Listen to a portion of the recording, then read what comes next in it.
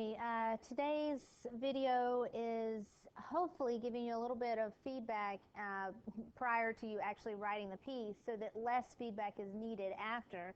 This is what we are writing on today. Here's our prompt. It says compare the poems Mother to Son and Speech to the Young. Those are by Langston Hughes and Gwendolyn Brooks. Choose one point of comparison and explain it using the two pieces, and those two pieces are Mother to Son and Speech to the Young, the two poems that we studied. So you have all this information in your notebook. So if you don't have that out, you need to get that out so that you have that in front of you.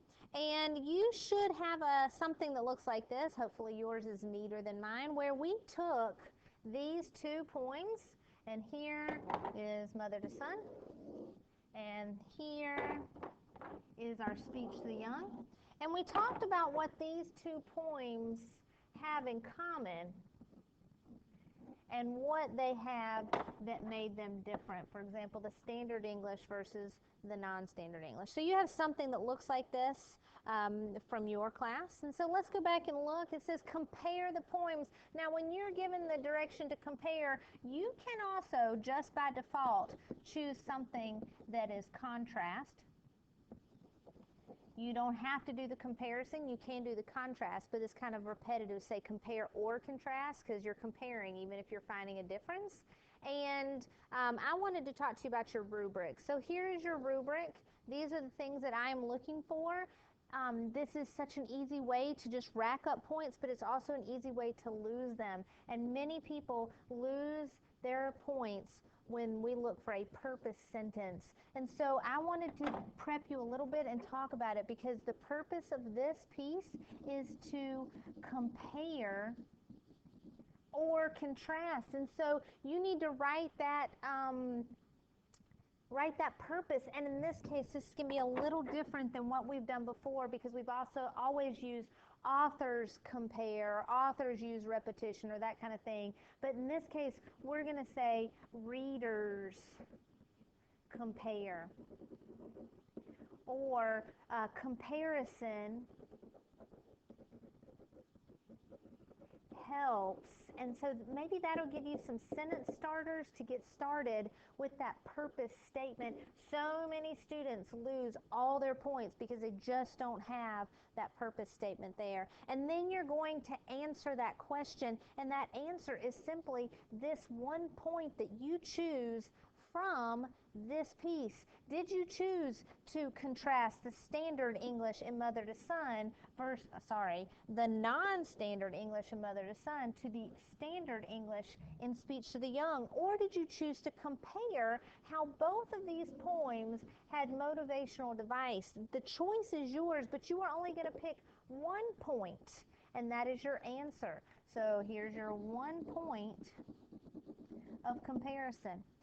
Your organization, time and time again, I just wonder what you guys are thinking, because this should be a 3-point for everybody. Is your author there? Did you, and this time you have 2 of them, did you talk about the pieces? And you have 2 of them. And did you use quotations? And here's the thing, it has to be done correctly. Remember, if you use it, you have to give credit to the author, putting that information in quotes, and then put the author's last name. And in this case, because these 2 poems are short, you don't need a page number. You could just put Hughes, and then put your period at the end. So make sure your quotes are done correctly, but everybody should be scoring all of those 3 points. Your elaboration is this part.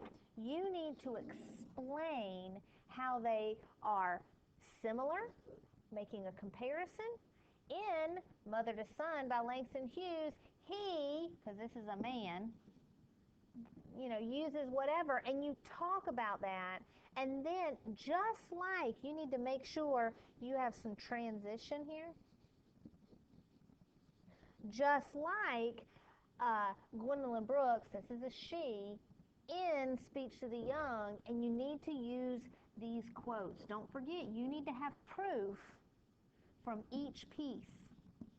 so that you can show what you are pulling from these texts.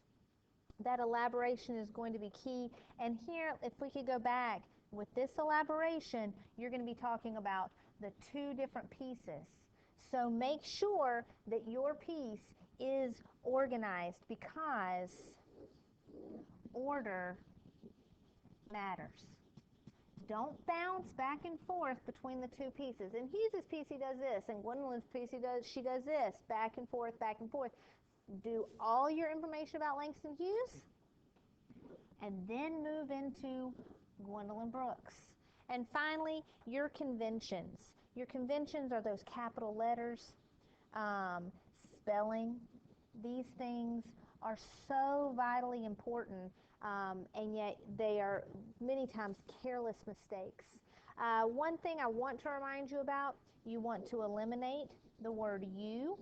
You could replace that with words like readers, or individuals, or adolescents, or people. And you also want to eliminate things like I think, or I believe, or in my opinion. We want this to be an objective comparison. An objective means, and if you'll look around at the back of the room under summary, objective means no opinion. So make sure you have an objective. You are by default expressing your opinion, but you don't want to say I think, or I believe, or in my opinion. These are things that you want to eliminate from your academic writing. I hope this is helpful and give you a start to your piece. Any further directions I'll give in class, and I look forward to great papers. Hope you have a great day. Bye.